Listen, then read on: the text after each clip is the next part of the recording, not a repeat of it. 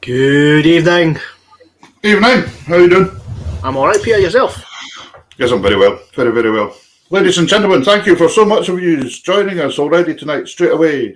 There's no line of duty tonight, so you've got no excuse. Yay! No line of duty. It's gone. It's gone. And for what I hear, folk were disappointed with the ending anyway, so should have been watching Tartan Tunes. Exactly. Anyway, there we go. That's how it goes. Listen, we've got a couple of brilliant guests for you tonight. Really looking forward to tonight. Real nice wee variation going on tonight in the show. We have Barbara Dimmick coming on for the first part of the show, and Nicole Mclaren, the accordion player, coming on for the second part of the show. Mm-hmm. So really, really looking forward to it. Remember, send in these comments, ladies and gentlemen. We want to know you're out there. Let us know where you are tonight. It's wonderful. Where are you tonight? Dundee. That's all right. We've not let you out yet, then. No. I'm just back in. Been in Fife all day. Oh my goodness! That's completely abroad nowadays. Yeah, it's overseas and everything. Yeah, that's really quite something. That's one thing. Whenever I go anywhere for Shetland, you've went on an overseas holiday. It doesn't matter where you go. You can even go on an overseas holiday in Shetland. Just go to another island. It works out fine. It's brilliant. I'm away to Ernst overseas. Anyway, wonderful folks. Great seeing you all joining us there. Please share the show about. Hit the share button and share us. I'm not sure what it shares to. We're live on 3 Facebook channels. We're on YouTube. If you're wanting to watch us on the big telly as well. Since the line of duty's no on, you can watch us on the telly tonight. Somebody said they were watching the snooker or something last week while they were watching us, and it made the snooker more interesting. So that's quite cool. We didn't mention red balls or black balls last week, did we? No, I don't think we did. No. So anyway, I'm fairly looking forward tonight. You're going to have songs, you're going to have tunes. This is going to be a cracking wee night. Oh, there's big Rab Lennox in for Ireland. How you doing, Rab? Nice to see you. He's a busy man, that man. That was Ewan that was talking about the snooker. Or was it? I guess it was somebody on about snooker.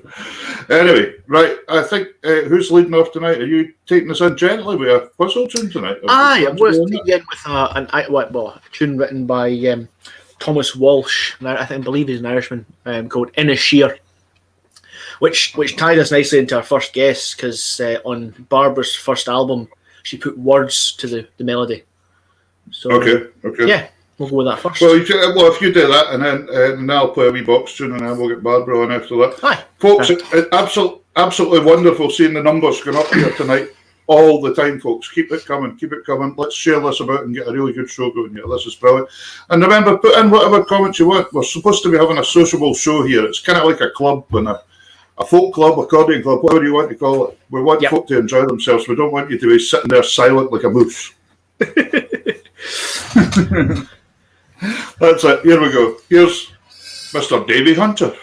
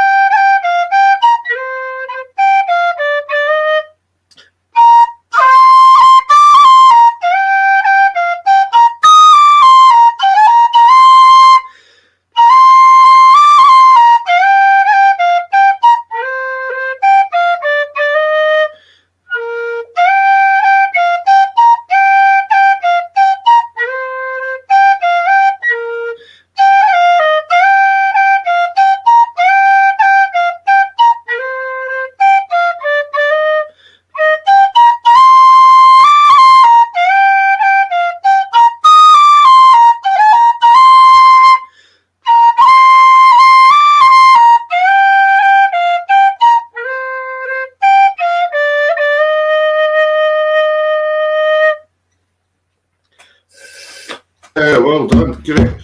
That's a really bonny tune. I've heard it many times before, and I didn't realise that's what it's called. Yeah, very simple melody as well. Beautiful. Yeah, well, the simple melodies are the ones that stick in your head. Very much so. That's calling in. There was a fellow who once told me that if the drunk at the end of the bar walked out humming your tune or singing your song, you'd cracked it. And that's probably right, actually. That's the old grey whistle test, isn't it? Is it? Yeah. I'll tell you about that. Yeah. It's before my time, that. Well. Right, I'm going to play a couple of marches for you tonight. They're out my books. Did I tell you? Books? You've got books? Did I tell you about a book out? Yeah, wow. Two books? Yeah, I've got volume 1 and originally volume 2. Wow. The Sydney collection. How's volume 3 going? Volume 3 is with you now, that you can print it at any point you want, but I'm not wanting to bring it out yet. So. That's true. we'll get there sometime. So I'm kind of working on volume 4 of him myself. So. Anyway, I'm going to play John Mackenzie's March to Dunrossness. Okay. Dunrossness is at the south end of Shetland mainland. Probably the most southerly school. John's the janitor down there at the school, and he's one of these guys. You can go to him and he helps you with anything. He's a janitor. He'll help you with a computer. He'll help you with anything. He'll build you a Viking galley. He's just one of the guys. So, and the second tune is a 12/8 march that I wrote a while ago now, called PSYV Celebration March, and that's the Police Scotland Youth Volunteers. They started a police volunteers group up here that my stepson was involved with, the first intake ever that they'd done in Shetland. Wow. So this was their celebration march. So this was like their first kind of what's the name for it? Passing out parade kind of show thing. Yeah. So I've thought a wee 12-week march for them. So a couple of tunes. So I hope you enjoy. There we go. And there's no words to these ones, so Well, you get Bart to write some words to them. Maybe the thing, you know. Right, so I'm going to play them on this old accordion I got as well. A lady gave me this. Well, basically, she wanted it played again, and I think it's about 70-year-old. This one, Bell Virtuoso. It's called. I think it's probably come to Shetland via America. I would say. It's almost as old as you, Peter. Yeah, just about, and it's straight tuned, which makes it a wee bit different sound, but. Nicole Mclaren was speaking to later on. His uncle, the famous Alec MacArthur dance band, Alec actually played a straight tuned accordion, which gave him a very distinctive sound. So I thought I'd get the straight tuned box out there. So here we go. Tap your feet, sing along, Daggy Gordons.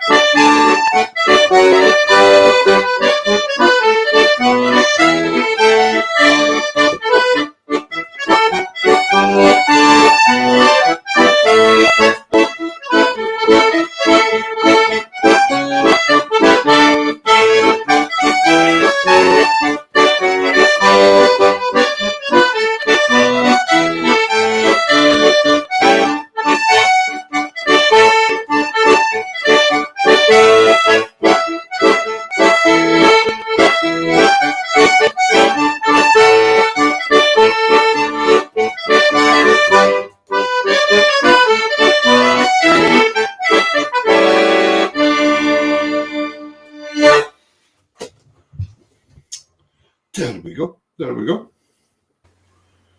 How are we doing now? There we go. I've got a wee question there. Lovely coming here. Do you know my best pals, Mum, Joan Blue? Of course I know Joan Blue. Joan Blue was married to Jimmy Blue, the famous 3-row accordion player that played with the Ian Bowery band for many, many, many years. Fantastic players, fantastic. Yeah, there we go. So they're in my St Miriam collection. Volume Book 1. 1. Yep. Yeah. And if you get fed up with that, Volume 2. Very, very good for keeping. I was going to say keeping politicians away from your door, but we're too late for that now. Yeah. That's 4 more years, 5 more years. But, yeah, you can stock up my books. And I've got CDs on my website as well. They're really good for keeping birds and things off your plants and things. Oh, really? Let's try that. Just you can either tie them up or play into them. It gets rid of them. So you do, yeah. One or the other. It's just whatever. So the other thing, Tartan Tunes mugs, folks. There's the Tartan Tunes, the famous mug that goes out as a prize every so often for a contest. Dick Hamilton was the very first winner of a Tartan Tunes mug. He was that. He was. And there's quite a few this week as well, but we've got a few left. So if you would like a Tartan Tunes Mug, just message us on here or on Facebook, whatever. Yep. And we'll get back to you. I think there's one even away to Australia, is there not? There is, yes. I checked the track on that and it has left the UK. So that's a start. That's a start. I think it cost about as much for postage as it did for the mug. So thank you very much to whoever supporter we have in Australia for that. And you've got something unique, that's for sure. Very much so. Very much so. The only one in Australia. Only one in Australia. We have got a couple of great guests tonight, but our first guest is a friend of yours for a number of years. We've known this lady for a long time. So we'll leave the honours of introducing her to you. How does that sound? So for me it sounds fine, but for Barbara it might be a bit worse. We have she's been described as one of the kind of folk revivalists for song. She may be well known to folk who remember the band Kiol Beg. Back in whatever year that was, before I was born. But we have one, the only. I can remember Kiol Beg fine. What do you mean? We have Barbara Dimmock. Hi, Barbara. How are you doing? Hi, I'm good. Is he insinuating that I'm old? No, the time stays still, my friend. He's insinuating I'm old as well, because I can mind it all. Do you know, I'm sure to this day I have got a bomber jacket up in my loft that was a Kiel Beg bomber jacket.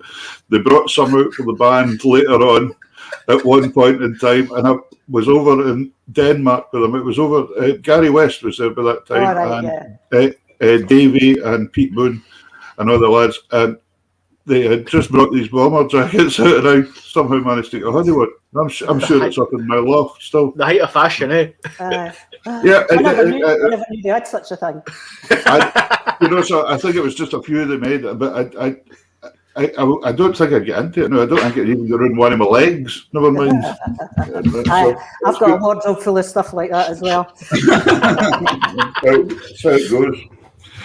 So there we go. So brilliant that you could come on and join us, Barbara. That's magic. Fantastic. Thanks for asking me.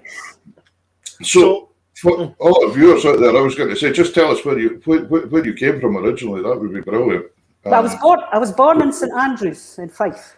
All right. Well, and I lived in Fife till I was 18, and I came to Dundee University, and I've been here ever since. I've never managed to escape, and that's a number of years now. I'll not say how many.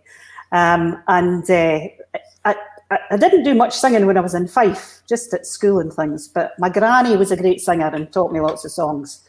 But when I came to Dundee, I got to join the Dundee Uni folk club, and I discovered that other folk sang these weird songs that I had learned from my granny. So I found some kindred spirits, and it just went on from there, really. Was that about the time that it was really starting to pick up folk music again, wasn't it? It was. Very, very much so. You know, I mean, a folk gig in Dundee Uni at that time would be full to the rafters, you know, and would make a lot of money. And there were lots of which is unlike folk music now. But it's also unlike a student to have any money either. Absolutely. You see, that's why I took up the singing, because you could make money at it. I was better than collecting glasses in the bar. Yeah, well. Absolutely, and you don't have to carry instruments about all the place either. If you're the singer, you can just get on with it and sing. But it's fascinating. So your granny, do you think that's where a lot of the old material came from originally? Then? Obviously, I've learned an awful lot more songs over the years, but that's where the inspiration came from, if you like, you know. And of course, you know, they didn't seem like strange songs to me when I was wee, because that was how we spoke. Yeah. You know, Broad Fife was an interesting accent, you know, so yeah. Still is, yeah. But it's fantastic that. But I suppose when you got to the uni and you got to the folk club and that, and is that what Kiel Beg started then? Yes, we all met at the folk club in Dundee Uni. Yeah. So what was the original Kiel Beg then? I was in the first two versions. The original the original one had Gus Wares, Peter Boond, Davy Carmichael, Arthur Gibb, who still hangs about the session and the fish sometimes, and me. And then the next version had Kenny Hadden in it instead of the whistle player. That's terrible. I can't remember who else was in that. And then Dave White joined. That's right. Dave White, the guitarist he now lives in Glasgow. So was Peter Boone right from the beginning? Were you? Yeah, he was really the driving force behind it all along. He was the one with the vision, if you like. So he was in every single version of Kilbeg until they disbanded finally.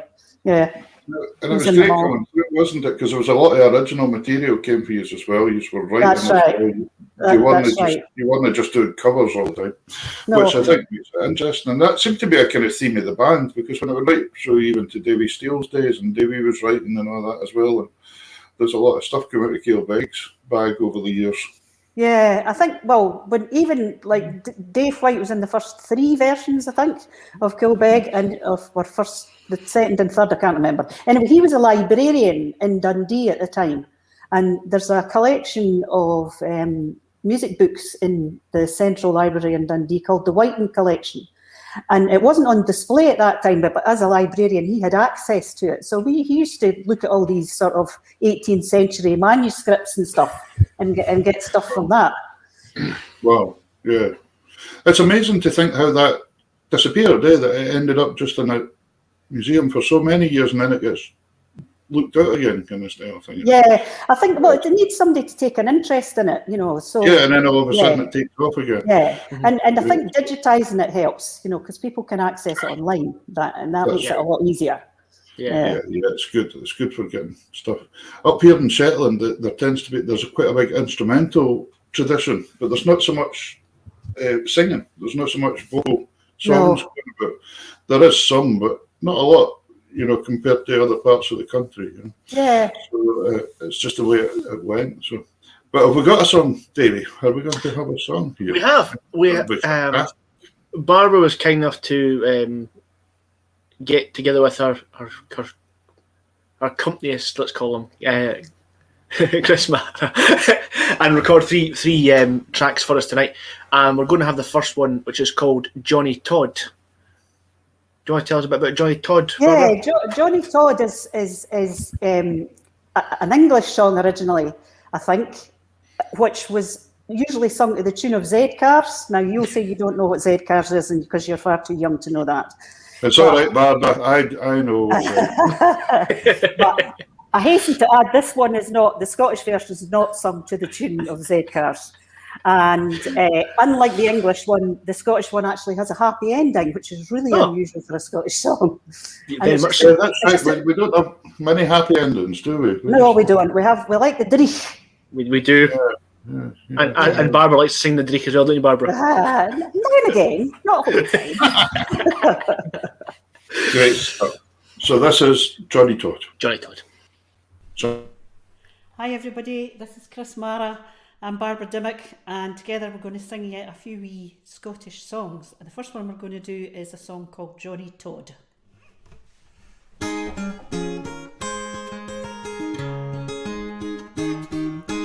Johnny Todd has ta'en an ocean for to sail across the sea, but he's left his India Jeanie greeting on the green quay.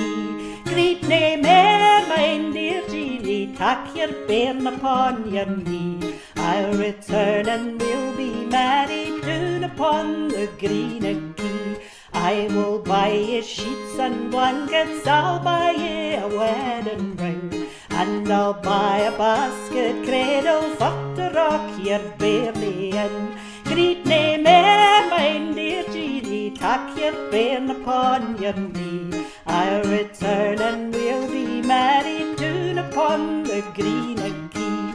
Johnny Todd in search o' riches for Australia he is bound, handsome in his canvas breeches for to sail the world around.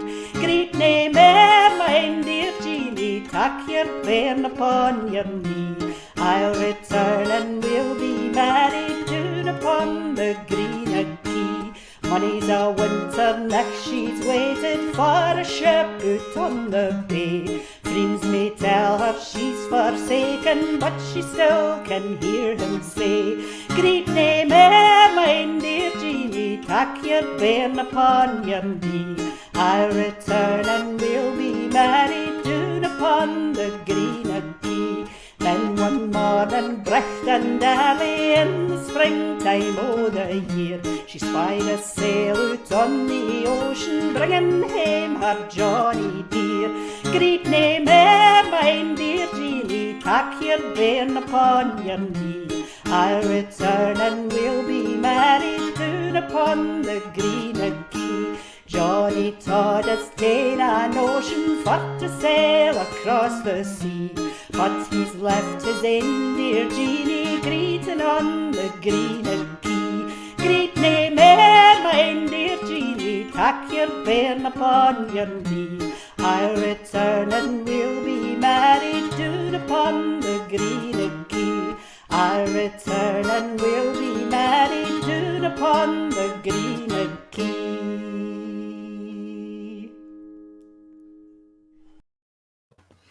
Hey! Thank you. Do you remember that? Do you remember that sound? An applause sound. I know. We used to get it about a year ago. We got it all the time. Oh, more than a year ago. I know, it's terrible. I'm fed up singing into a box. You know, I like singing into a box, but, you know, it would be nice to sing in front of the real people for a change. I know. But I think we've been lucky that we've kept it going, to be honest. At least technology's managed to let us have a voice, which has been fantastic. What would we have done without it? I know, it's because it's great to even to do, you know, sing-arounds online and things like that, and, you know, lots of people are putting their stuff up to let you watch it. So yeah, it's great. Yeah. Well, there's lots and lots of nice comments coming in here, folks. Please keep them coming in, and let us have any wee bits and pieces of info that you come up with, because it's nice for us to bounce off of things as well. It's the whole idea of this show is to kind of show you that musicians are real people, and we're kind of not all off our heads. Well, most of them are, kind not of. All the time. No, but that's. I see somebody's. Richard Hamilton saying he had a teacher at Bell Baxter High School called Mrs. Dimmock. No relation. And I was never a teacher, so no. There you go then. That's sorted. Sorry. I can forget that one. It's not that common a name though, is it? Or it wasn't? No, well, I married a Dimmock, so I didn't. Yeah. And people can't spell it, is what I'm trying to say. Either they want to spell it with an I rather than a Y. So yeah. So did you go full time for a while then, as a musician as well then? Because you've done a lot of touring and things. And mainly since I retired from my day job, I've been able to do a lot more singing. I stopped singing for around 20 years, not because I didn't want to sing, but because I had a career and 3 kids and, you know, a full-time job. So it was a bit difficult to fit in the singing as well. Yeah. It was well. That was a lovely session there, and Chris is a fantastic guitar player. He's amazing. Very sympathetic and very, very good. And nice to hear that. I'm obviously an instrumentalist as such that I don't sing very well. In fact, I sing awfully badly, and I played in folk groups and all that for quite a number of years. This is ridiculous to say this. Before I actually realised when we were doing a song that a song was a story. And then all of a sudden when it dawned on me, the whole concept of everything became so much more interesting than just playing the same tune over and over again, kind of style thing. So, and I think that's the wonderful thing about our culture and the folk music we have. It isn't engulfed with all these stories. They're fantastic, you know. I think we sung about everything. We sung about anything, really, didn't we? That's right. Yeah. I think it's a good way to get kids interested in traditional music as well. Is once they realise there's a story to the song, you know, like I sing a song called Billy Taylor, which it's not one of the ones tonight, but it's a story about an unfaithful boyfriend who runs off with somebody else, and then the woman follows him and shoots him. you know, and one of my friend's teenage daughter was playing it to all her pals, you know, oh, listen to this. And she gets a pair of guns and she shoots them, you know, and she gets away with it, you know. So once they're interested in the stories, it's amazing how they become interested in the music as well. Mm-hmm. Mm-hmm. Yeah, no, it's great. Great. Davey, I'm going to let you take over here for a wee minute with your questions. Yeah. So following on from the revival of your singing after 20 years, you started work with the likes of Christine Kidd and things like that, didn't you? Yeah. Christine and I sang together for maybe about 7 years, just as a duo, and we produced a very well-received album called Lift. Christine's a very busy lady with lots and lots of teaching, and she didn't do so much gigging for a while, although she's hoping to start again soon. And so we did, you know, festivals and folk clubs and everything, and it was my introduction back into the folk scene again. And I swear there was some people still sitting in the same seats that they'd been in 20 years ago. That's not surprising. There you go. That was taking tradition a bit too far, I thought. But anyway. So after your album, the first album, and kind of working with that, how long after that did you start working with Michael? Michael produced the Sunshine album. Yeah. Oh, okay. Sorry. Yeah. Which is really the first time that I had worked with him. I had sung with him actually previously at a concert that he had organised, but I hadn't had any association with him in between times.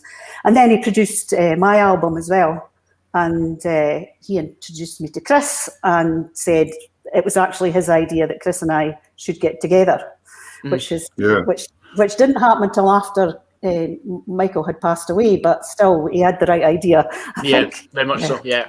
I think just for folks out there, that's Michael Mara we're speaking about here, and who, of course, was a incredible talent.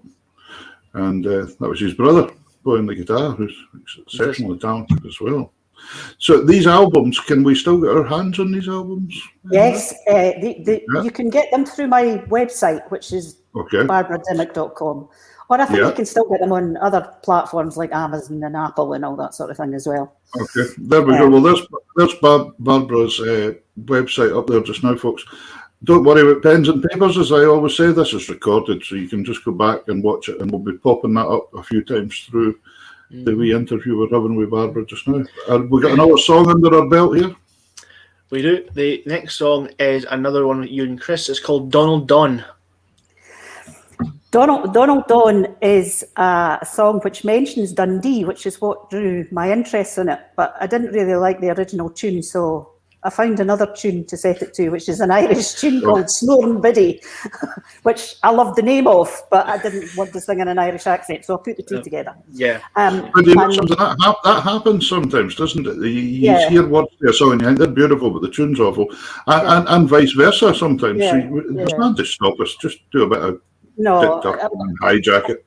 It upsets some people who think it should be kept the way it was, but you know, I don't mind. I think it's I think it helps it to keep going if you mix and match. Anyway, this song Donald Don is about a man who makes and smuggles whiskey, and Chris Mara would like me to say that we made the videos before the barbers opened. He says, apologise for the guitarist here. I didn't notice. I've seen him looking worse. Oh boy. You'll probably be watching this. And then you're mad at Hunter. That's all right. I would tell him I wouldn't worry about the hairdos. I got mine Karen cut mine while I was playing a set of tunes in the accordion one day because I got so fed up sitting in the garden. That was it. Hair coming out my bellows for weeks. I wondered what you were going to say there. No, I wasn't going to say. Right, here we go with Donald Don. Thank you. Hi, this next song is called Donald Don, and it's about a man in Dundee with terrible personal hygiene, but nobody minds because he makes really good illegal whiskey.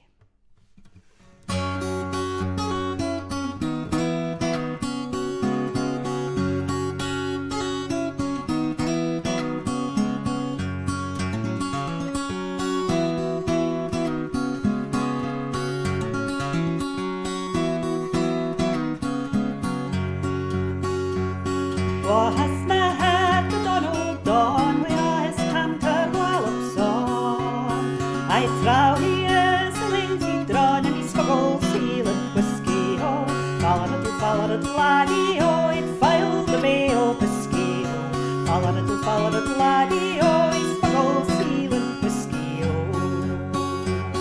When first he came to old Dundee, it was in a sneaky hole of tea. What gauge your buddies couldn't see, he played the king of whiskey-oh. Fa-la-da-da-la-dee-oh, he filed the mail biscale.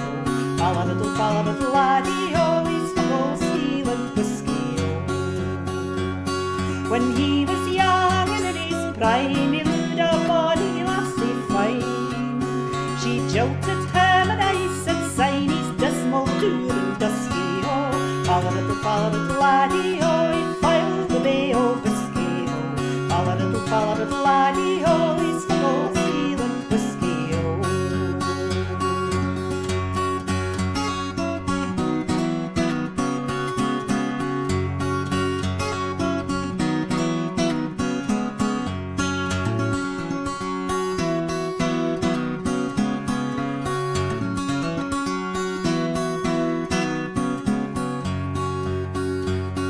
A bunch of rats is a his broad, his heavily wig with fricht across. Wi' monkey face and clotty paws, he smuggles sealant whiskey-oh. Fa-la-da-da-la-dee-oh, he filed the mail biscale. Fa-la-da-da-la-dee-oh, he smuggles sealant whiskey-oh. He has a sappy husband's ain, and it's fair one to skin and bane. And louping like to run its lane, we trippers fall and frisky-oh. Fa-la-da-da-la-dee-oh, he filed the mail biscale. Fa-la-da-da-la-dee-oh, he smuggles sealant whiskey-oh. So here's a toast to Donald Don, wi' all his canter wallops on. And may he never lack a scone as he might sealant whiskey-oh. Fa-la-da-da-la-dee-oh, he filed the mail biscale. Fa-la-da-da-la-dee-oh, he smuggled sealant whiskey-oh.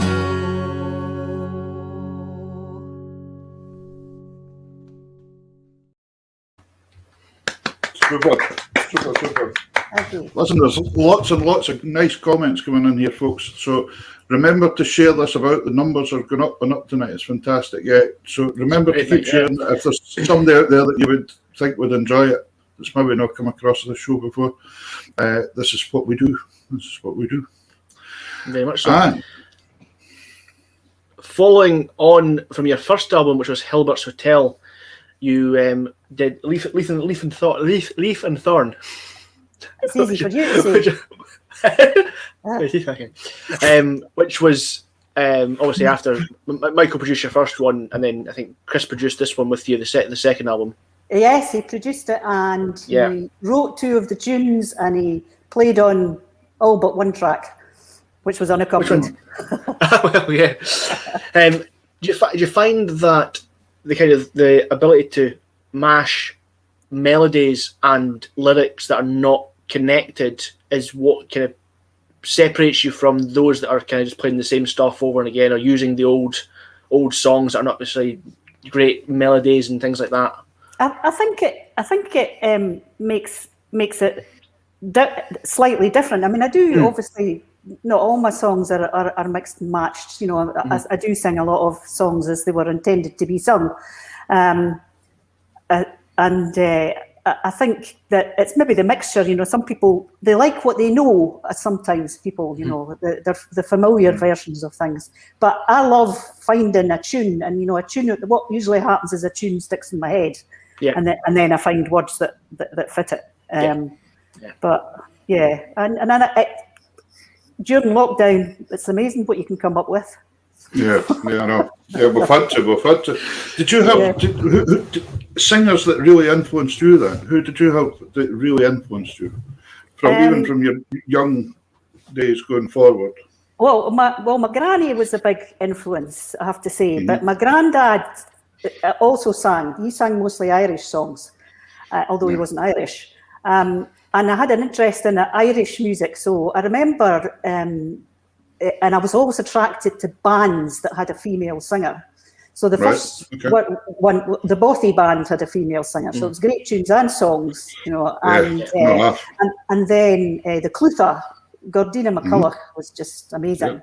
And also an incredibly generous woman. She, you know, one time I said, "Oh, I'm needing a new song," and she sent me about 8. You know, Oh, right, okay, you know. fantastic, yeah. So you know, But Take your pick. yeah, I think there's a great camaraderie amongst singers as well. Another singer that I think is fabulous is Sylvia Barnes, who was in a band called Kentigern at the same time as Kilbeg. Yeah. I think that's a nice thing, isn't it, when you get people that will share music and song, because we've all heard that saying, we don't really own the songs, we kind of borrow them, kind of style thing. That's right. Yeah. And when people kind of hang on to stuff as if to say this is mine, that's not the way the game works, kind of style thing. Really, no, and it's not how they would learn songs in the past. You know, you would learn them from other people because there weren't Spotify and all these things in those days. You know, so that's right. You mostly, if it was not recorded, you had to hear it from somebody singing it live. Really, yeah. But obviously, there with yourself, you had grandfather and grandmother that you were absorbed in music right from an early age. Obviously, you were hearing the stuff all the time, and I think that's right. And my dad's, my uncle Pat, my dad's brother, was an accordionist. He played in Cayley bands, and so family get-togethers were musical. Generally. Yeah. Was he then? He was allowed to the get-togethers, was he? Even though he played the accordion. My granny liked the accordion. I think that's why you played it. But it's funny how the music passes about like that and things. Did you have any favourite places you played and things? Did you have any favourites over the years that you? I think I like going to Whitby Folk Festival. Have you been there, anybody? Yeah. No, I've not been to that one. No. Yeah, and I enjoy that. That's because there's such a lot of events. Obviously, it hasn't taken place last year, or will it this year? You know, and there's such there's a full program of events for a whole week, and you could be at something from 9 o'clock in the morning until to midnight, sort of thing. And it's very reasonable to get a ticket. A ticket that lets you into anything you want to go to. But that's one of my favourites. And I'm sure there was a school group of fiddlers for Shetland down about 10 years ago at Whitby. I'm sure I mind them all piling away to go to play at Whitby Festival. Yeah, probably. Setting sail. And, most of them made it back as well. I know, well, the last time I was at Whitby and I was driving back, and Chris was with me, obviously. And Martin MacDonald from Aberdeen, he's a guitarist.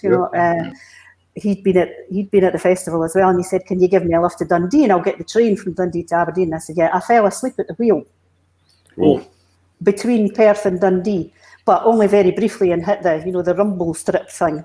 And I thought, I wasn't worried about myself. I thought, I've nearly killed 2 of the best guitarists in Scotland.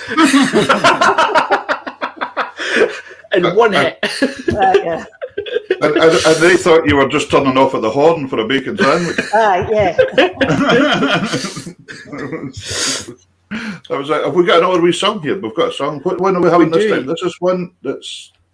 This is it's Barbara a cappella from her first album. This is a Serbian Croat, isn't it, Barbara? Serbo-Croat. It's Macedonian, but I think the language is Serbo-Croat. And that's Stomi Milo. How did you go about learning that then? When I was at uni, I was, as well as joining Kilbeg, I was also in a 3-part harmony group which was called Fair Game. Terrible name, I know. And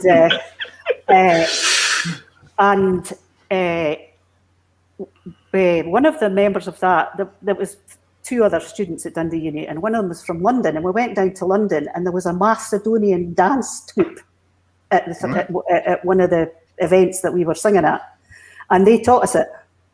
Fantastic. So, and it took us so long to learn it because of the language rather than the tune, that by the time we'd all got the 3 parts, we all knew all the parts, sort of thing. So Hence, I decided to sing it with myself because I wasn't allowed to see anybody else. I remember once when out in Ghana in Africa, and I sat down with some of the young locals and said, right, who's going to teach me a song here? And this wee boy said, yes, he would no bother, and proceeded to teach me Love Me Tender by Elvis Presley. he kind of missed the whole point that I was looking for an African song from somewhere, not Elvis Presley, but there we go, that's what I got. So, right, I'm looking forward to this. This is going to be, what's the story about? Do you know what the story of this one's about? It's the words are actually sound very interesting, but it means I wish I had a shop in Struga being a place, where I could watch the pretty girls collecting water in their colourful jugs. That's what it means. All right, okay. I kid you not.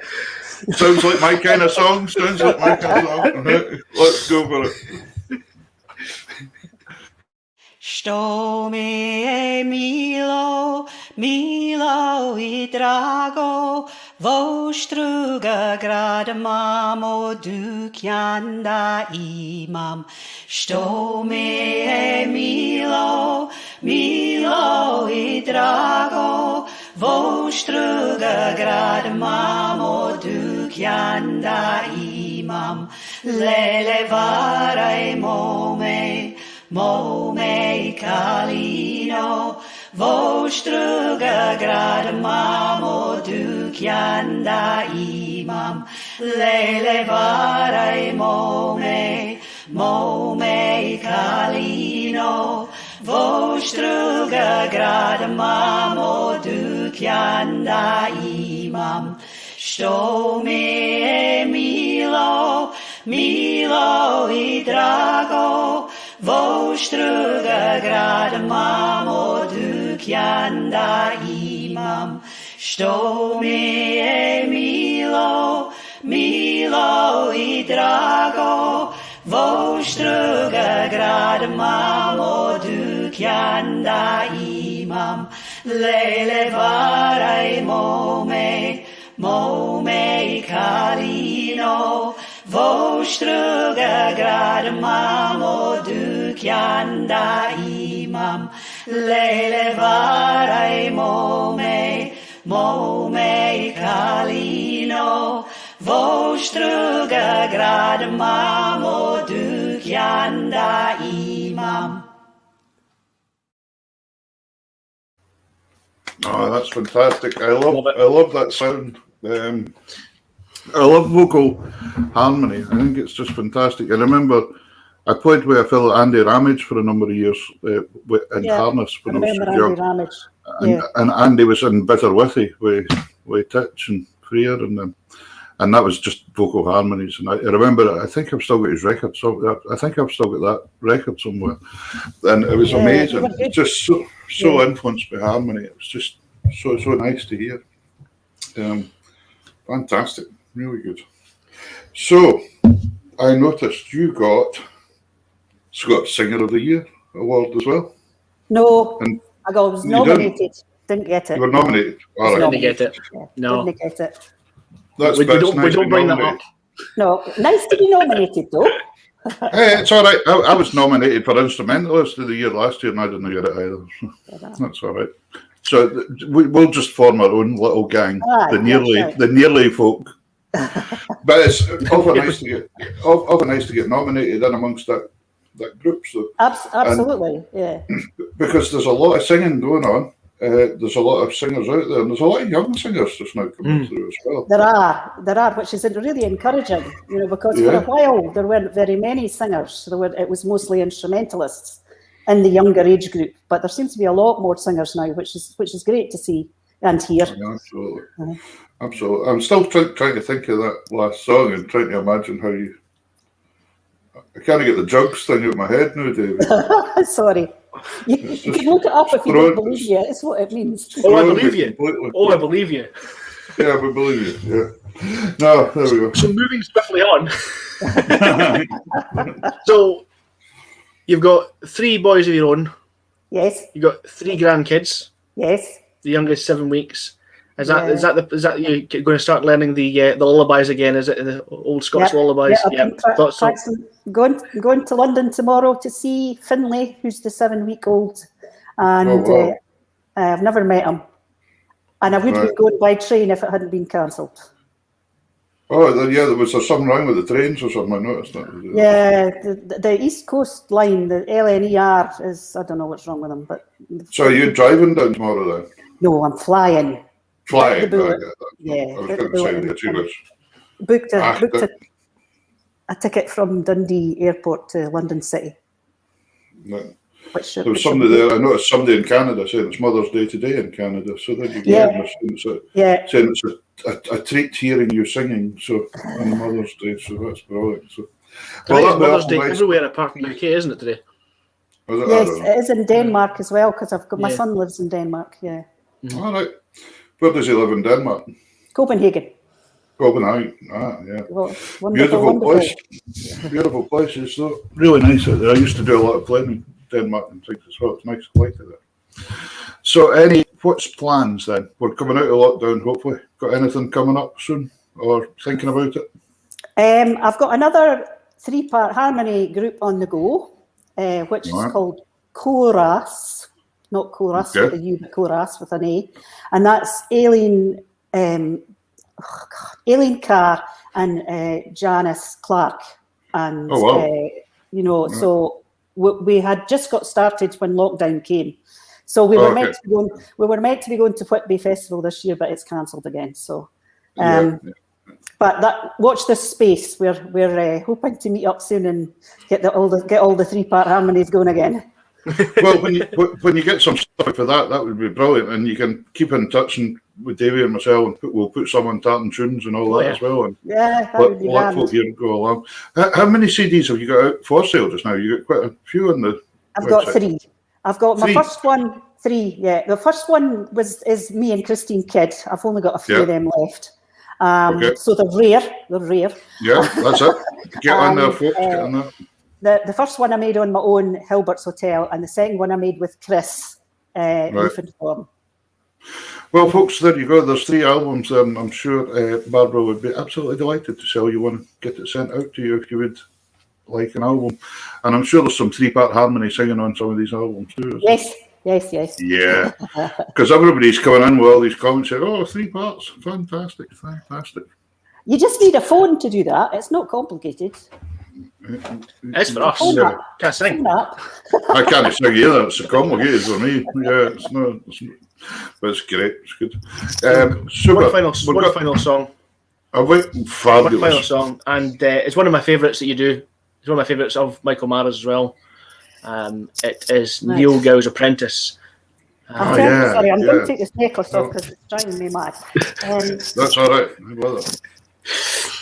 I can tell you the story of the song. When Chris was young, he was in a band which was called Hen's Teeth, and in that band were Michael Mara, his brother, Dougie McLean, who everyone's heard of, and the singer was a friend of mine called Arlene Gowans, and it split up, and Dougie went round the world with whoever it was he was playing with at that time, whether it was Silly Wizard or one of the big bands, I can't remember. Yeah. And he would, whenever he came home, he would speak to Michael and moan about how fed up he was of travelling around the world. And Michael would say that he was in his room writing songs all the time, so he was fed up with his life as well. Wouldn't it be good if they could swap for a while? So out of that came this song, written for Dougie McLean by Michael Mara. That's how it came about. Yeah. Because I think a lot of people forgot Dougie played the fiddle as well, because they get so used to seeing him singing and playing. I remember when I was very young, I was only about 17, and it was Pennycook used to have a week festival, and I was out playing with it with someone. It was a bonny day, and we were out sitting in the, at the benches or something playing a wee tune, and this guy arrived with a fiddle that I had no idea who he was, and he sat and played for us for about an hour and then went away, and it was Dougie McLean. I didn't realise it was Dougie at the time, But he's a great player, brilliant fiddle. Yes, absolutely. So, and if you go to Dunkeld, you can see there's a bench there under the fiddle tree. Which is the Neil Gows fiddle tree where he used to sit and play. And there's been a bench put there with the words of this song inscribed on it. Because I think there's a statue just gone up recently as well, isn't there? There's a statue that Pete Clark was working a lot with. Yes, Fantastic. I really like this song too, so I'm looking forward to it. This is going to be the last song in our set. It's a song written by Chris's brother Michael called Neil Gows Apprentice. Please join in the chorus. We can't hear you, but do so anyway, and thank you for inviting us along.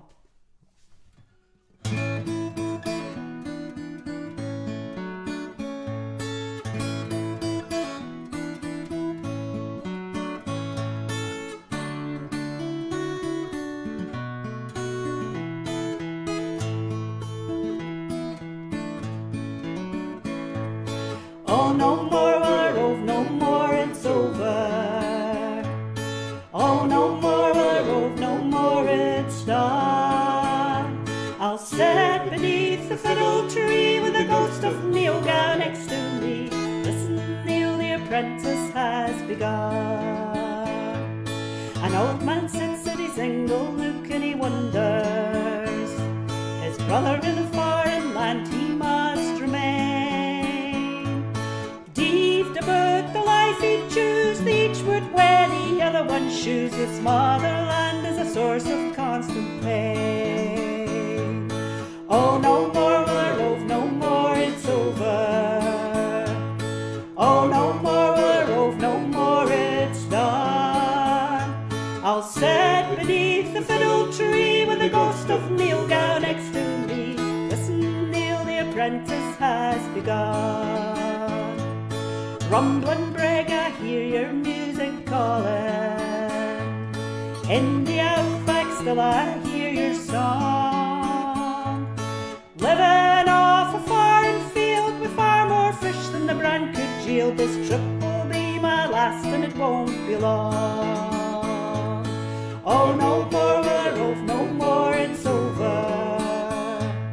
Oh, no more will I rove, no more, it's done. I'll sit beneath the fiddle tree with the ghost of Neil Gow next to me. Listen, Neil, the apprentice has begun.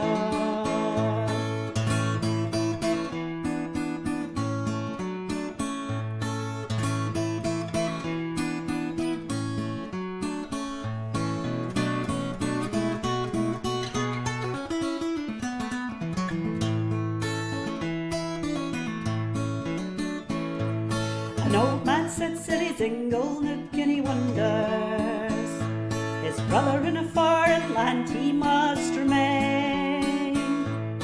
Deaved about the life he'd choose, each would wear the other one's shoes. This motherland is a source of constant pain.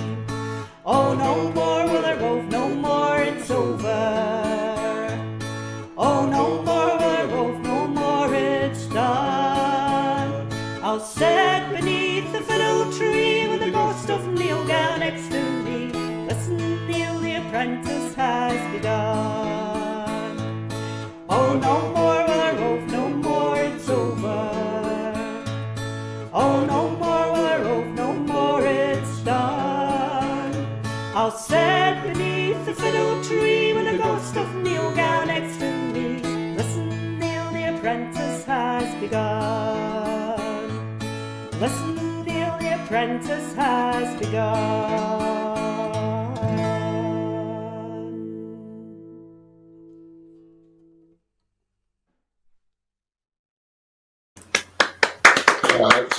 Love it, love it, love it, love it.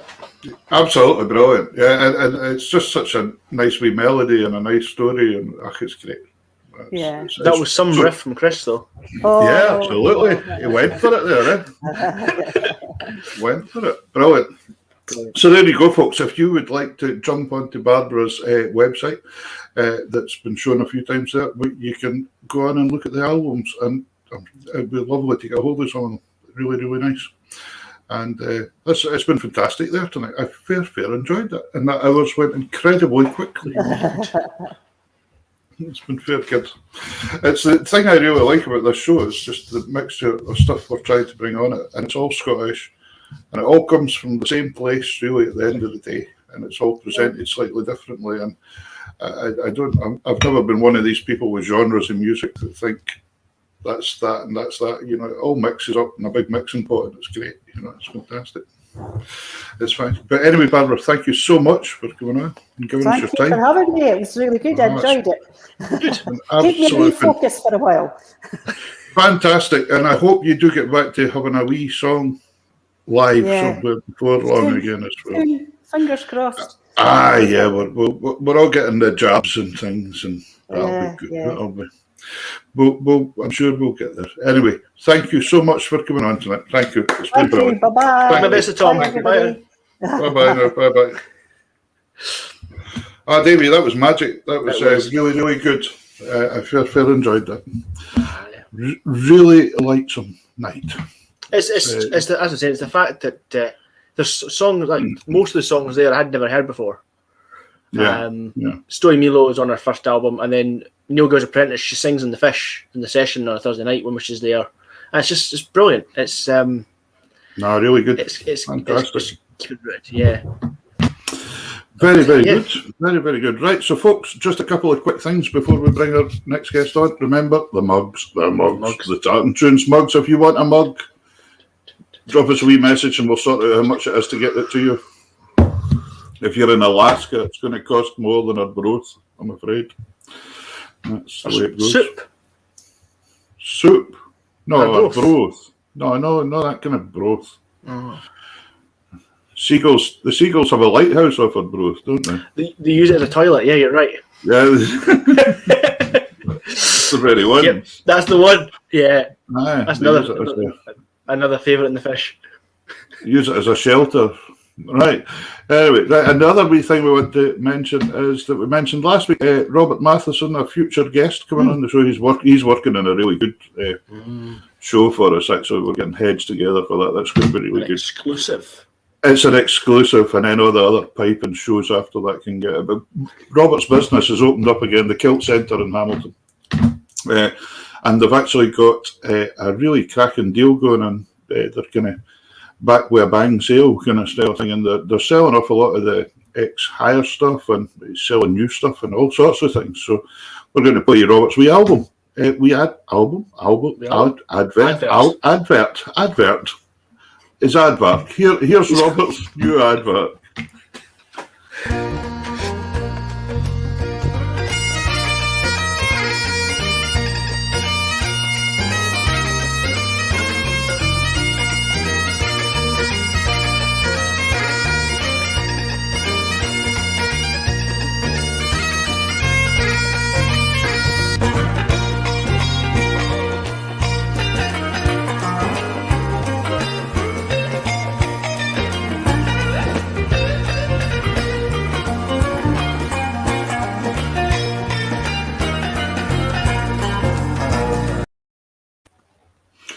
There we go.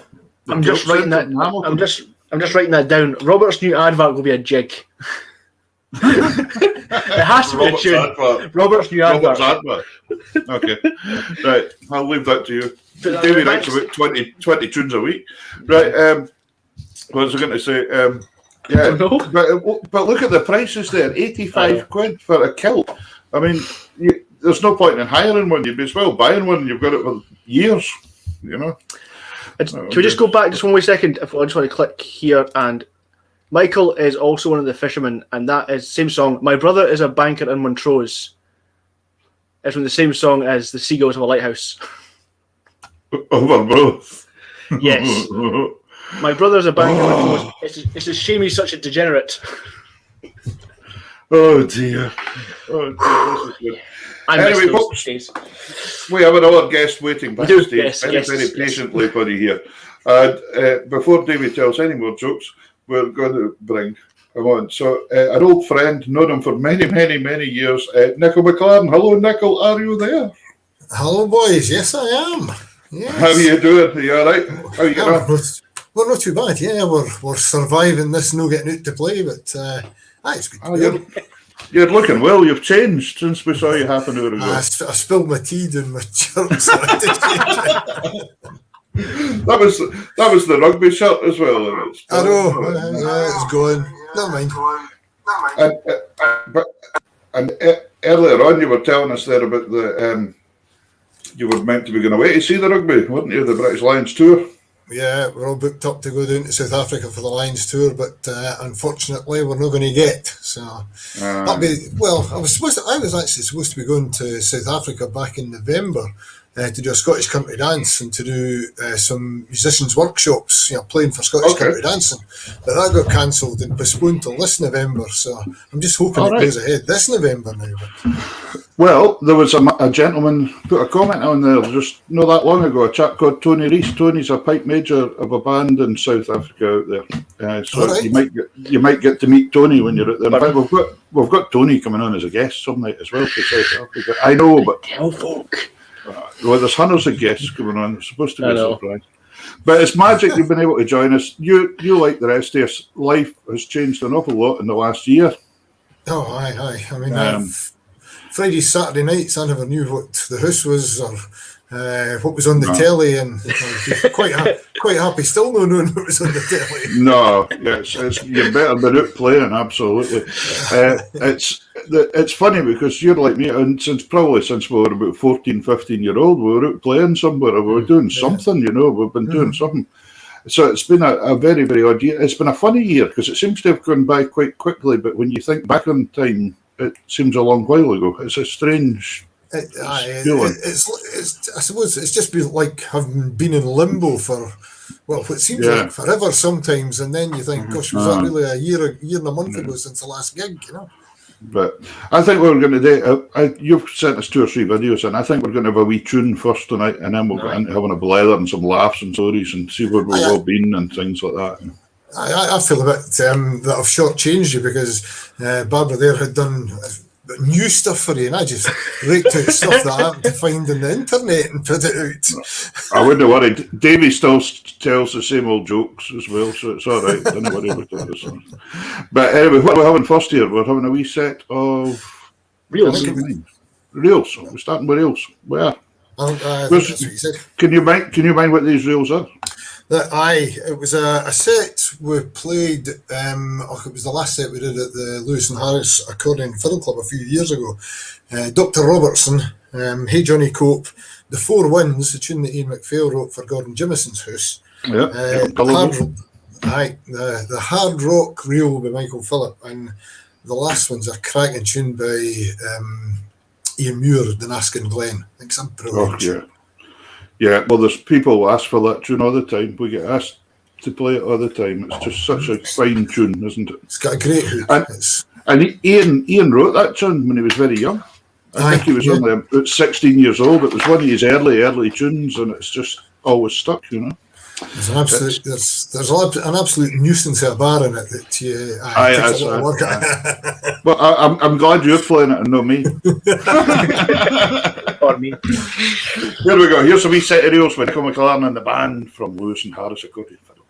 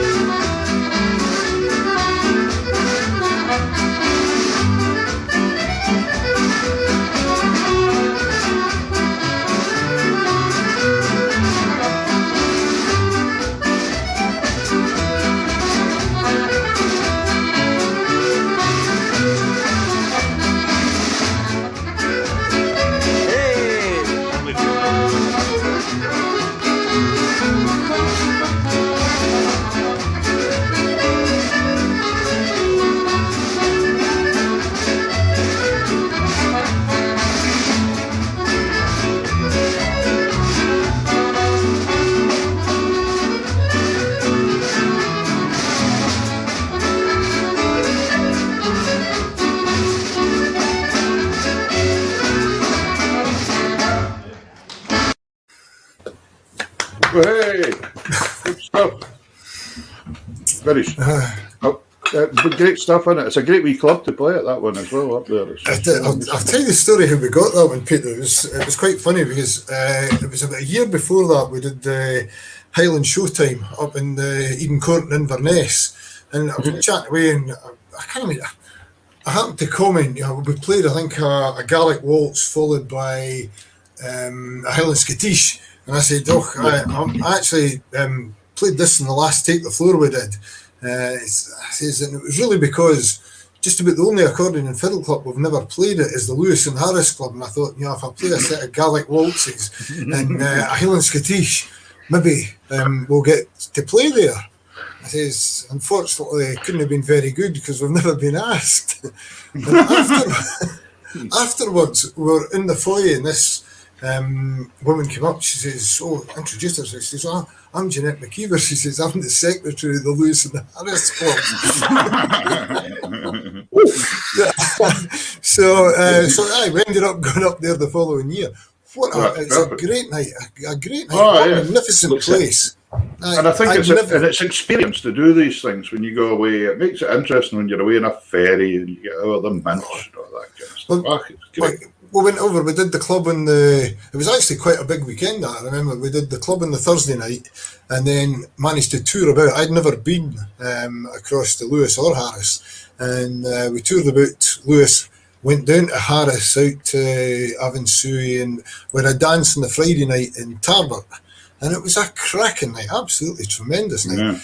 Back on the first ferry in the morning, down to play at Pitlochry Games on the Saturday afternoon, then up to Inverness to play at a dance on Saturday night. I've got to say, I didn't see much of Sunday. No. I remember going to play at Tarbert with Bill Black many years ago.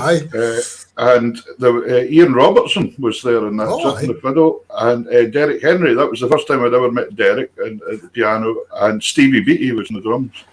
And we went to the hotel to play first for a wee while before the dance. And something had happened. There was a hole in the roof in the hotel, and you could actually see the stars and the moon when you were sitting playing. And, in fact, Neil Cole was with us as well. Neil was right? To come in with you, and the guy I had to bar says, "It's fine when it's not raining," he said. Optimism. And that was it. And then we made it over to the hall, not a person to be seen. The hall was all locked up. We thought we'd got the wrong night. But all of a sudden, midnight, somebody came, opened the hall, and by 12:15, it was full to the brim, and away it went, And I remember a night in Durness like that. You thought there was nobody coming at all. It's supposed to start at 8 o'clock. Not a soul there till about 10:30, and then it was just bouncing off the walls. It was a phenomenal night. It's funny. And the other thing that night I always mind was nobody had told the band that you had to take your own drink. So all the audience turned up with their half bottles, and everyone had the Bill Black band had water. So that was it. But anyway, that would suit Billy, didn't it? No, I didn't. That's right. He didn't like us. Too much. You do what you like after the gig, but you're here to work, boys. So be sensible. I think that's good. That's right. Absolute attitude, and I think some folk forget it. To be honest, if you've been asked to play at something, you're there because you on your merit, a musician, not to be drunk and sit on a stage. That's no exactly. So it's very good. Absolutely. But anyway, taking you back, because this thing as we spoke earlier, there's so many people see us on stage playing and things, and especially like see yourself, you're a busy band, but they never really get the chance to speak to you and things like that. And things. So it's nice for folk to get to know a wee bit about where backgrounds came from and things. You started fairly young. I would say, is it fair to say you were kind of brought up with music and agriculture kind of hand in hand, really, style? Oh, absolutely. Were you brought up in a farm? I was brought up in a farm. My father was a farm manager down in the Castle Stirling. But music was all around. I mean, one of Dad's tractormen was Ian McCallum. So he was in about the house. He just, lived just across the way. And my uncle, most folk knew my uncle was Alec MacArthur. So there was a lot of big family tunes were there. But, music was always good.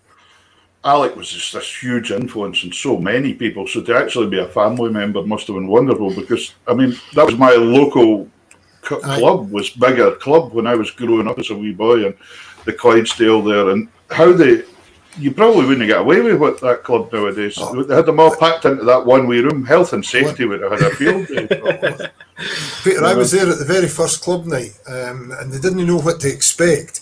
The stage was about, I think it was 2 pallets sitting on top of beer kegs.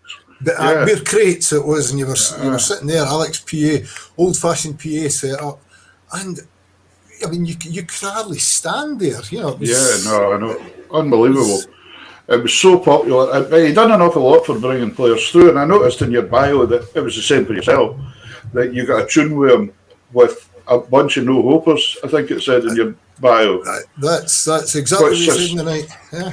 He said, come on, in the run up to it for a few weeks, he says, we're going to have this, you're coming down. Mother was down to make sandwiches with Evelyn. Feather was there to help build the stage. And he said, Joe gets a tune at some point. And on the night, he just said, right, I'm going to put a bunch of no-hopers round about my nephew. We'll have him up on stage here and see if he can make anything of this bunch. And the band was Ian Powrie on the fiddle, Jim Johnson on second box, Bobby Brown the piano, Robin Brock on the bass, and Bobby Colgan on the drums. And fantastic! You all stars. But what a boost! And it was a boost that gave you a boost to get out and get on with it and play it. And having spoken to an awful lot of musicians on the scene, they had a similar experience somewhere with them. I mean, I mind James Coots saying, it was the old Colton of Balgonia Accordion and Fiddle Club, and James had just won the junior championship at Musselburgh, and it was the week after. Alec had been adjudicating, and we were all there in the audience, and Alec just said, there's a young boy here, he says, I adjudicated him last week, I think he's got a big future, and I'd like him to come up and play with us. And for the whole second half, James sat in and played second accordion.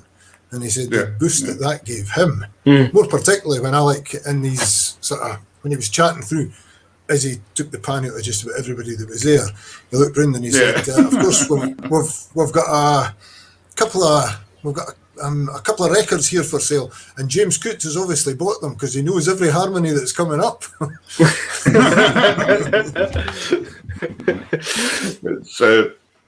But he was incredible. But he was truthful and very.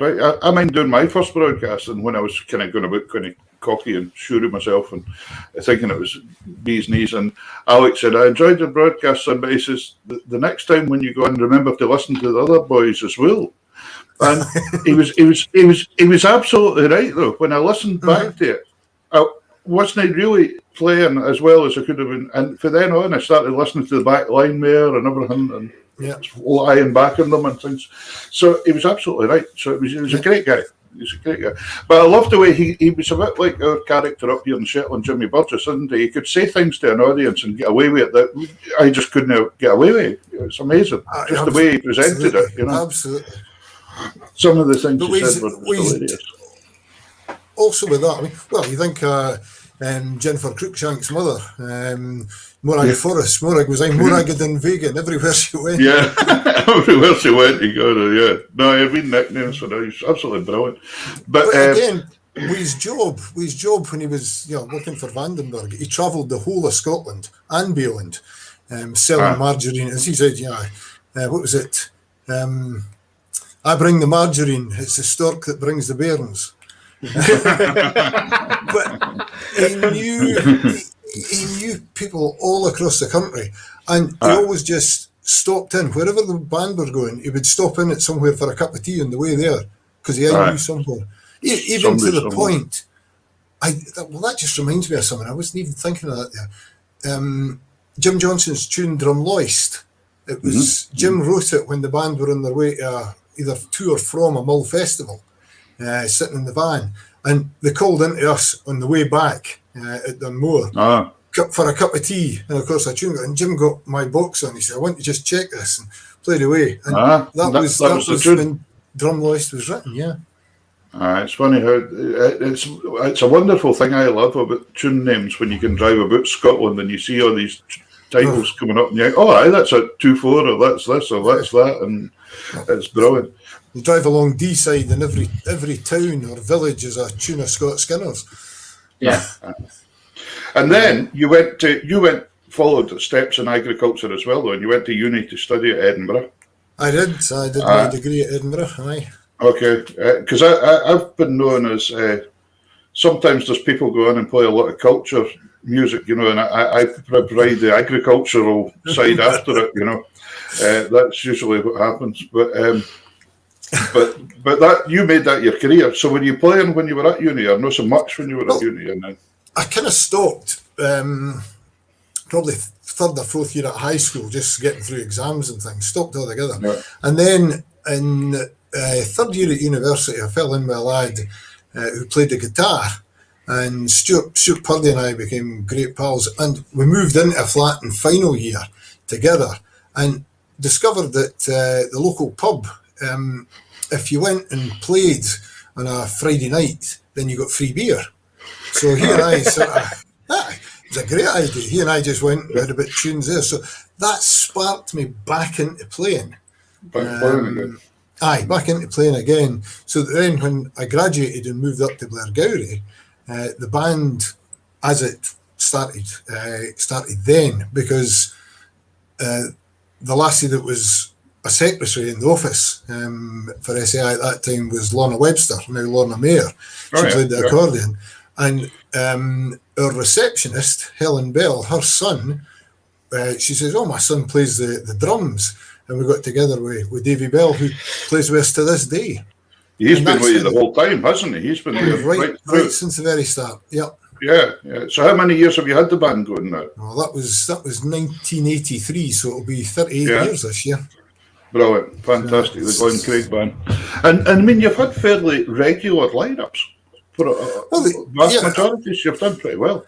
We haven't changed very much. If you think that very first one was Davy Lorne and myself, then when we came to do our first kind of recording bits, we were joined Gordon Howe, who worked with me in SAI. He joined in the fiddle, Graham Berry on the piano, and Suzanne Gray on the double bass. Now, Gordy has stayed all the way through. He just retired just before the pandemic came in last year. Just before he was 80-year-old, he decided he knew it was coming. He knew it was coming. But Gordy's been playing fiddle with me all the way through. Yeah. And if you think of regular lineups, okay, you've got fill-ins here and there, but Graham played with me for years on piano, and then Isabel Hodgson, more Rutherford first of all, then Isabel Hodgson came in. And he's played with us for about 20 years now. So, it's been a very regular one. Yeah, brilliant. And then it's taken you all over the world. You've played all over the place, and leading on to the next track, you come to this place in the north here, Shetland for up Helliah every year. Well, and I think this track we're going to listen to is on Up Helliah Night in the Sound Hall, and I've seen you many's a time in there because I can the last 2 or 3 years I've been playing straight across the road for you in another hall. Yeah. But I've been in with various Yarrow squads over the years and different squads that I was in. And in Nichols Hall, it's kind of just called Nichols Hall now. So that's it. And that was, you were there for a while. Because you were in the Shetland Hotel for a while and then you moved over to the... When we first came up, it was not my first Up Helliah. My first festival was 92. My first Up Helliah was 1993 and we were in the Shetland Hotel. And we did the Shetland Hotel. It must have been for roughly 10 years till the Shetland Hotel stopped hosting it. And then we moved to the Sound Hall and we've been there ever since. Well, here's a wee Canadian band dance, I think, in full flow. Folks, if you've never seen Up Helliah, here's how it goes. This is the Sound Hall with Nicole Mclaren in the band for a wee Canadian band dance.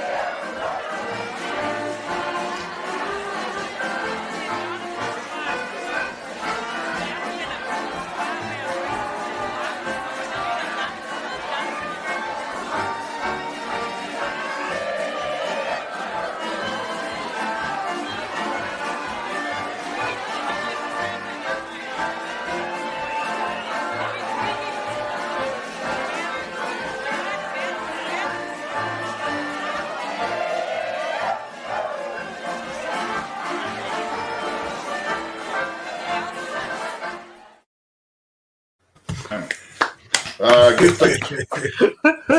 That was some night. That last one, I was a musician with that last Yarrow squad, actually. That was 2012, wasn't it? It was a wee while ago now, yeah. It was, it was good fun. Great fun. That was a Canadian and a wee Boston two-step on the go there, folks. If you ever come to Shetland, you'll need to ken that one. You need a lot of sanitizer for that next time round.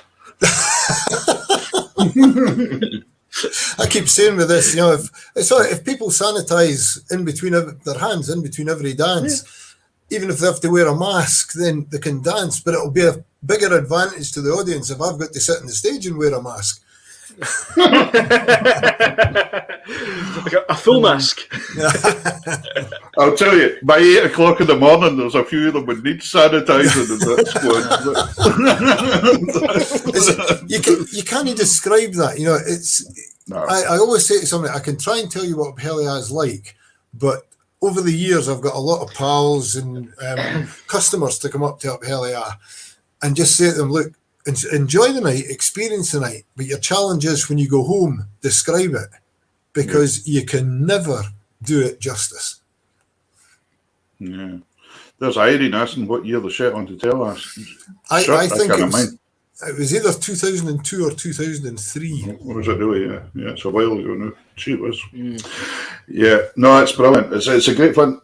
So bar Shetland, because I was going to go back to Shetland later on for another track, but you've been all over the world with the band. You've been lucky. You've had a lot of gigs, and you've done a lot of Burns stuff as well, haven't you? You picked up a lot of Burns suppers something. A fair wee bit, yes. In recent times, I've just been in the same time, or the same place, I should say, for Burns. We used to do bits here, there, and everywhere, but we've picked up a regular one. I was 3 or 4 years maybe out in Kazakhstan.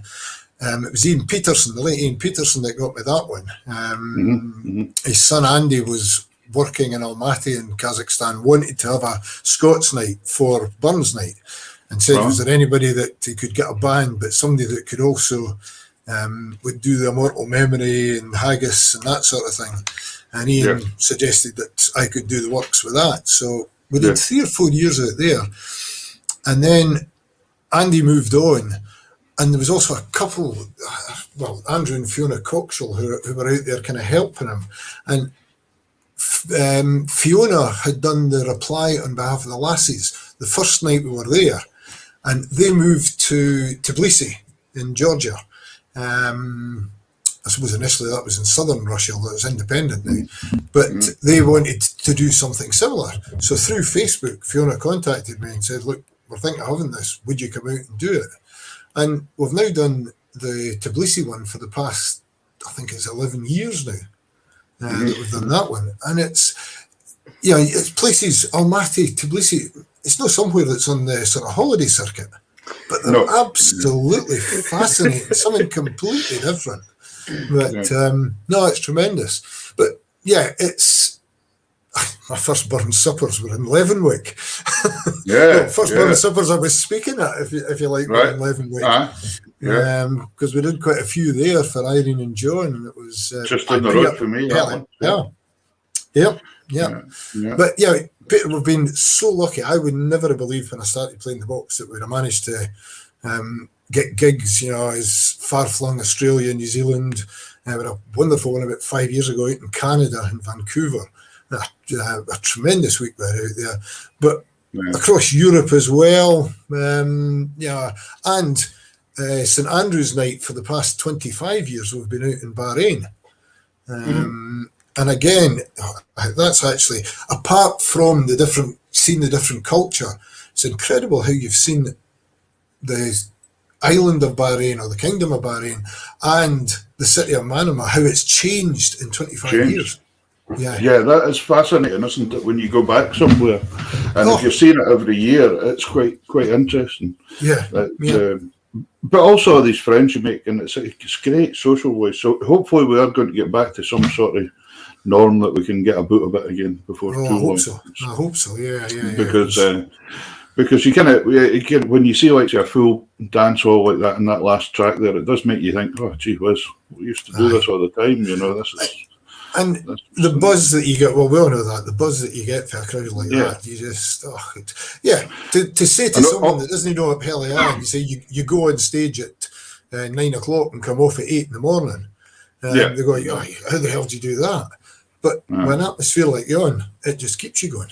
It just keeps going, that's right. And you saw in the video there, you saw all the numbers on the back wall. And just in case folk were thinking, that was for marking how the band was playing or something like that. It wasn't anything like that.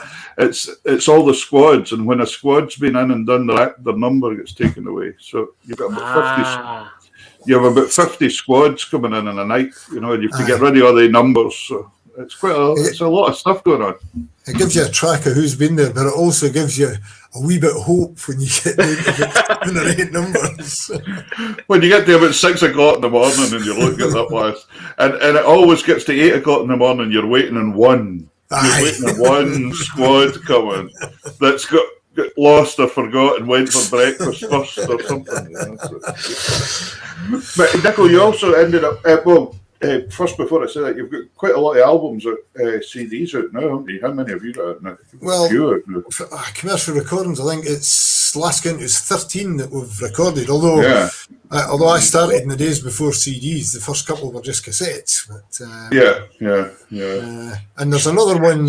It's nearly got to the stage now, though. When you say to the Bairns CD, they look at you as if to say, "What's that?" Yeah.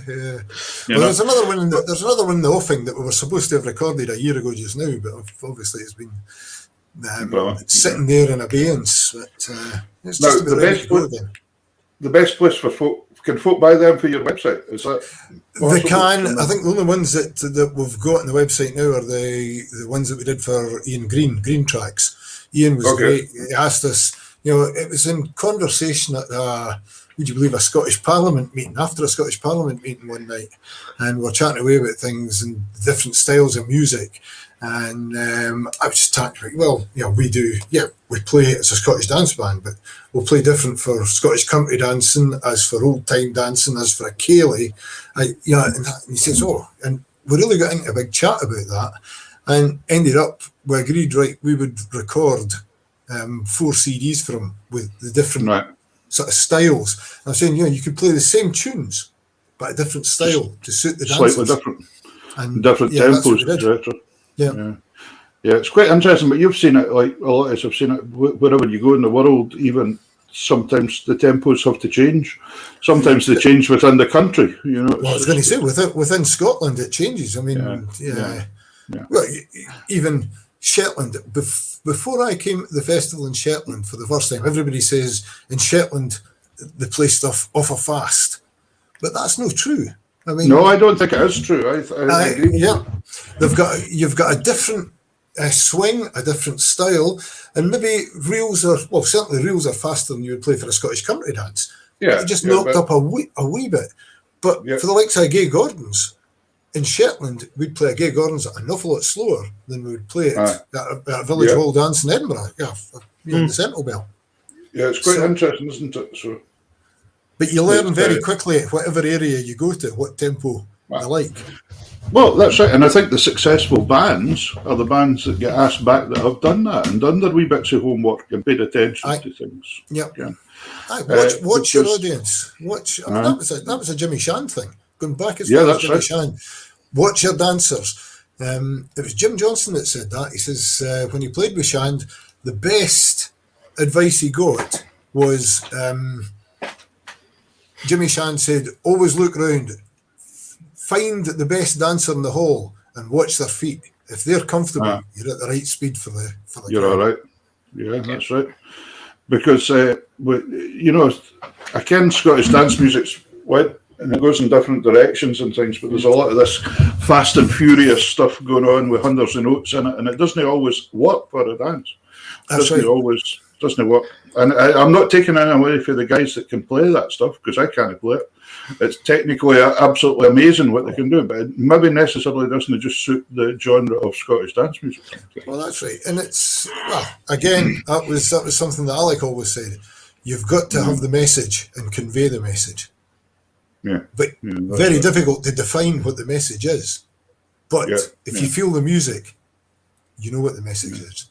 And then the other thing I was going to say to you, you've given so much time to the music actually as well. It's not, you've not just been out there playing all the time. You're I was going to say you're Prime Minister, but you're chairman of the Accordion and Fiddle Clubs, the society as well. Yes. Which you've done quite a number of years now. You've been chairman. Well, this will be 20 years this year, 2001. Yeah, goodness me. Yeah, that's Jim Johnson. Yeah, that's a huge commitment, and it's a wonderful organisation to try and keep things going. But I bet you've had some fun doing that over the years as well. Okay, there's been some awfully good times, and there's some trying times as well. None more so than at the minute. I mean, people asking for guidance as to how do we get clubs back together, and it's you can't go against any government guidelines. We try to follow them. And it'll come, and I hope it comes sooner rather than later. But it really depends now on venues. How many people are venues going to be allowed to have within them? Yeah, because there's obviously a critical, financially, there's a critical mass there as well. Yeah, well, that's it. Is it sustainable to do it? Because I know it's like the Shetland Accordion Fiddle Festivals had cancelled this year again. And one of the reasons was, they don't know. You might have had a hall where you had 300 people in it, but you're only allowed to have 75. Yeah. Now, so what do you do? Do you charge 4 times the ticket price? Folk aren't going to pay that either. So it's a real difficult one. And I was speaking to Martin Donoghue as well, and Martin has a lot to do with the running the sessions over in Cavan and all that, and the festivals. And he was saying exactly the same. Where we'd have had 200 people, suddenly we've got 65 and things. It's so difficult. So can you imagine the grand dance of the Shetland Accordion and Fiddle Festival with just even 100 people in there? Exactly. Yeah. And with the Accordion and Fiddle Clubs, how do you give out pies at half time? Because that's very important. That's a very important part of the night, Davy. A pie at half time. You have to. For me, that was always a bit of a highlight. Where do I sign up? Sign up? Davy, there's an Accordion and Fiddle Club close to everybody, wherever they are. I mean, we've got. I think mine is Blairgowrie, isn't it? Mine is. You'll be Blairgowrie or Forfar or Arbroath still got one, Yeah, there's a lot of clubs been out over the years, and I hope folk do go back and support them as well, because it is a great institution for bringing up young players and all that stuff. So hopefully that'll keep it all going. We've got another wee track for you here now. This tune. Be careful. It's not what I told you it was earlier on. Was it not? I listened to it again. But it's still very much Shetland. All right. Okay. Go on. Tell us what it is then. Right. This was at the Accordion and Fiddle Club, or at the festival a few years ago, and this was actually a tune that I wrote for a couple that hosted me when we first came up to Shetland for John Jimmison's 70th birthday. And we played it at the pre-up Heliah night, the very night that John died. And this was at the Accordion and Fiddle Festival the following year. So it's John Jimmison of Leavenwick. And this, I noticed Irene's watching tonight, actually. She's put a few comments on, so it's good. So, and she's been polite to me tonight, which is no usual. Because another two-step you wrote as well, before we hear that one, was the one you wrote for Neil Robertson, because you come up and you got a chance to go into Up Heliah on the other side, on the dark side. Peter, I remember when I was given a letter. Peter and Fiona Leask were down for a significant birthday of mine, shall I say, a few years ago. 10 years ago. Your 40th. Thanks, Peter. And Peter handed me a wee envelope, and I opened it, and this was Neil Robertson inviting me to lead his musicians when he was Geyser Jarl in 2015.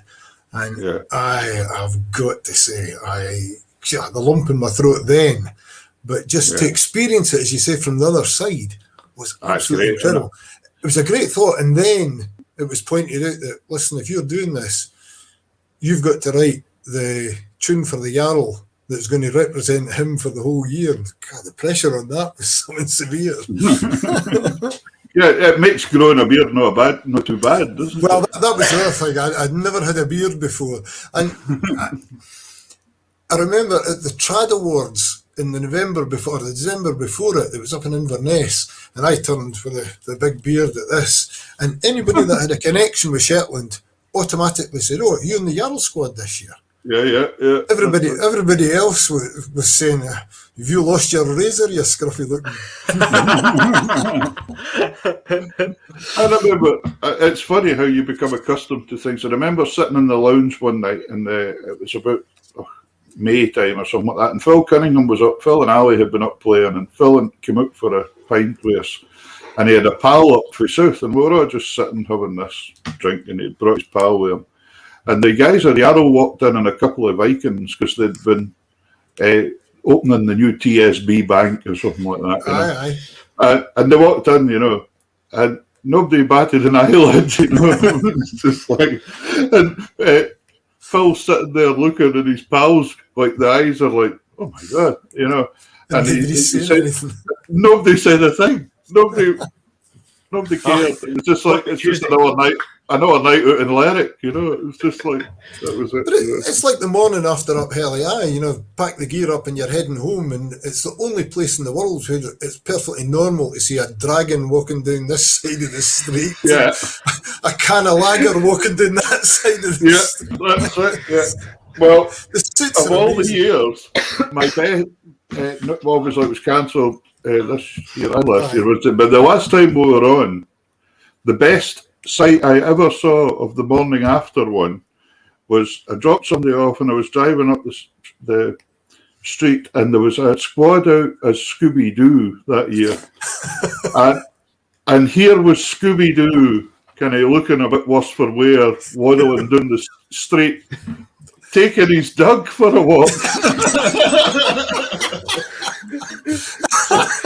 So it was Scooby-Doo with his dog. I'll never forget that. That was my best one I've ever seen. And I think that made it into the papers. Do you know that? I think the Daily Record got a hold of that, or something. Scooby-Doo taking his dog for a walk. So it's brilliant. But anyway, here's this wee two-step that you wrote for John. John Jameson's 70th, did you say? That's what you call it? I wrote it for John's 70th, yes. Do you have any of your book? Do you have a book out or anything like that? Your compositions in it yet? Or? I will have. I've got it. I nearly had it done before Christmas, and then I had a major computer fail, so I'm redoing it now. But we will have it out later on this year. Brilliant. Davey's my man. He's got both my ones out for me this year. He's the chap to be in the know with. So if you get stuck with a cable collect somewhere, he's the boy that'll shift it. I had to redo a different version of my music writing software. I had to do an updated version of it to get it to work, and it's changed everything. Right. So I've got to go back and redo all that. Yeah. But it'll be there. It'll be there. Oh, well, that's great. Well, there's something else to watch out for, and that'll once any stuff like that comes out, Nicole, you'll let us ken, and we'll advertise it and start tunes and all that as well. But we'll see you after this. But we're going to have John Jameson's 70th first.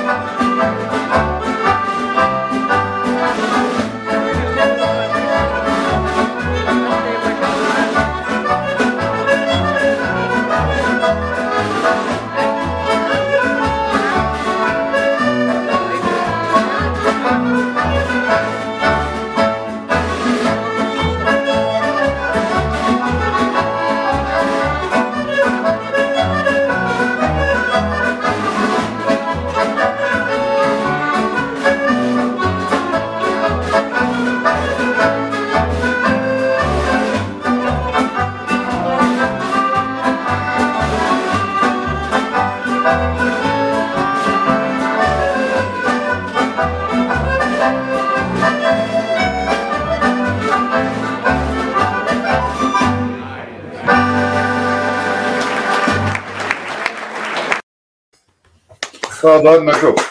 Thank you. That's a cracking tune. That's got loads of melody in it. Just, loads of and melody. you know, I don't know what you find, Melody. Peter, but sometimes the ones that go down best are the ones that you write in no time at all. I mean, I think I was always going to write one for John's 70th, I think, and then it was never come. And then when it came, that entire thing Just probably happened. about 10 minutes, and it happened. Yeah. Yeah, that happens, doesn't it? Aye. And sometimes you can do your head in trying to write something for somebody Oh, else. aye. Yeah. Yeah. I've seen my shutting the computer and just going away for a walk and do something else. But that's great. No, that was absolutely brilliant. That's fantastic. Nicole, it's been wonderful having you on tonight, sir. Absolutely fantastic. Peter, thanks for having me. It's been brilliant. Yeah. Thank you, Davey. Fair enjoyed it. And there's so many folk out there have fair enjoyed it. There's hundreds of comments. You'll be able to see them back if you watch back. And we haven't even done any trick questions tonight, have we, Davey? No trick questions. No time for trick questions. So. But no, Nicole, thank you very much. It's sad to hear you're not getting away with the rugby, but hopefully sometime again. Hopefully sometime, yes. We did have a plan to go. We did have a plan to go to the Sevens in Cape Town just so that we could still utilise the flights and just change them. But nah, we're not going to do that now. So. Yeah. Gosh, I mean, you're a faithful follower because I remember you coming straight for Japan for the World Championships, the Shetland ones as well. Well, that was just 2019. Saw the Scotland. I had tickets for all 4 of Scotland's game. We were out in Japan for 3 weeks, and I gave up the last game against Japan on the Sunday. We watched the Russia game. We were in, where was that? Yokohama or somewhere for the Russia game on the Wednesday night, and we flew home on the Thursday morning, got back into Edinburgh late on Thursday night and was in Shetland for Friday morning for the festival. It's nothing like it. I did one once where I was playing in Abu Dhabi on the Thursday or something like that and managed to get flights out late that night, got back to Aberdeen up and played the next night in the Masonic in Lerwick, so it was quite fun. And I was doing well until about 10 o'clock, and then it hit me for some reason. I had no idea where I was. Well, it's like that. I was saying that burn supper that we do in Tbilisi. I mean, that's the weekend always after Up Heliah. So you do Up Heliah, we fly home on the Wednesday evening and fly out to Tbilisi on the Thursday. So but I have to say, you sleep well in the flights. I bet you do. It's about the only time you get to sleep, isn't it? Vi Todd, yes, these CDs are still available. Oh, there we go. I saw a message there. Jump on to Nicole's website if you're wanting some CDs, sir. There you go. It'd be really good. Anyway, Nicole, listen, thanks very much. All the best to you and the family. Peter. Thanks, Davey. Stay safe. Look after yourselves, and we'll hopefully see you north before too long. Aye, we'll be there as soon as we can, Peter. Okay. That'll be good. Axe and shield in hand. We'll beat this virus somehow. Okay, thanks, Nicole. Thank you. Thanks, man. Cheers. Good night. That's been a great night, David. It has that. It's how time flies when you're annoying guests. I think we're annoying guests. I fair love this wee show, you know, because it's just so varied and the audience are coming on board and it's like a big family and everybody's enjoying it. It's good. So, but anyway, folks, thank you very much. If you've enjoyed it tonight, share it. You can still share it. We'll be sharing it about.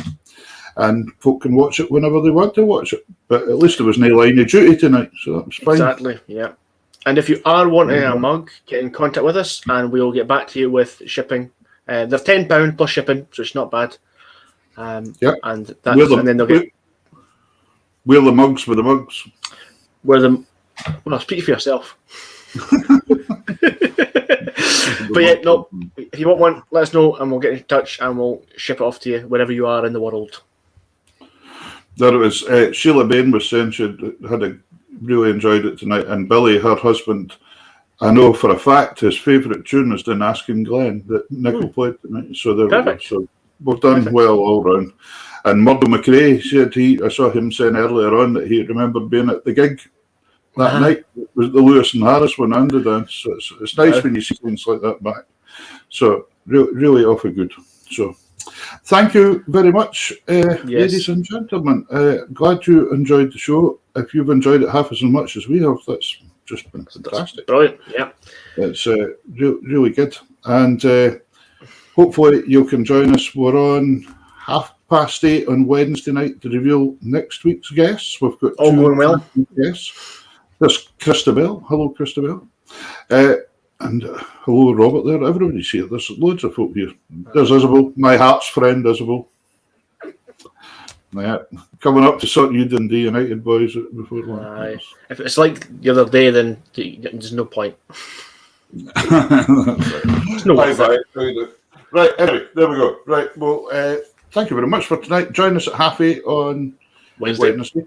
And we'll let you ken who next week's guests are. And we're on every Sunday night. We're on a Sunday at 8. Yep. Even though I scheduled it wrong tonight, but I've corrected it. Yeah. We have guests booked up now till August the 1st, which is good. Yeah.